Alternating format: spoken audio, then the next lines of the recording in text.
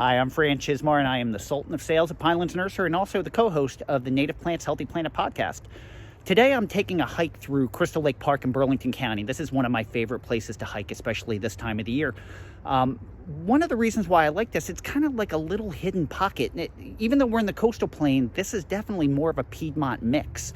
And the topography is way different. It's much more hilly than what we're used to seeing at this place. So you can see we have native rhododendron behind me, native stands.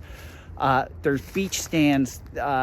One of the things I love, especially this time of the year, are the ephemerals, the mayapple and the jack-in-the-pulpit and skunk cabbage. There are huge valleys of skunk cabbage, and it's one of my favorite places to visit. So, but part of the reason I'm shooting this video is not just to praise its glories, which it should be praised, but as I walked, I just happened to notice this out of the corner of my eye. And the winged branching just happened to catch my eye, and this is winged euonymus or burning bush. So, and this is not native here. This is introduced, and a lot of people will argue that burning bush is not an invasive plant. So as I walked a little bit more, I just happened to notice a little bit more and a little bit more of all different sizes. You can kind of see it in the distance here. This caught my eye, and as I was walking up to it, you can see the winged bark here.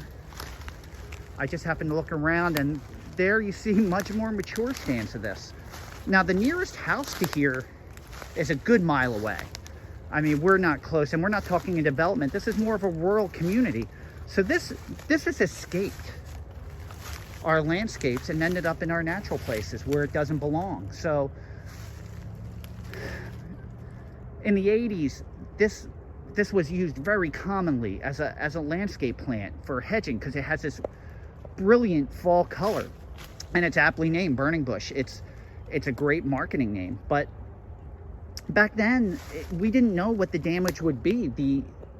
The wildlife hadn't adapted to it yet. We talk about this all the time with evolution, that the wildlife has to evolve to learn to feed off of a plant. So here we are 40 years later, and we're seeing the damage. Now that some birds have learned to eat it, they're carrying the seed and it's ending up in our forest. And you can see what a beautiful area this is. The mayapple are coming up, and these kind of things are in danger because of this. And this thicket will get stronger and stronger over time. It's just starting to take a hold in the area, and there's multiflora rose, and there are some other invasives in here too, but it's really starting to take over and hurt a natural area like this. So it's important to realize these issues that face us and know what it is that we're looking for and be able to do something about it. So the best thing you can do, if you have burning bush in your property, remove it if you can, and replace it with a native. You don't have to take out anything that's not native. Just identify the invasives, and then that is a good step to move forward for our ecosystem. It's an important step to at least identify it and understand, so we know as we move forward.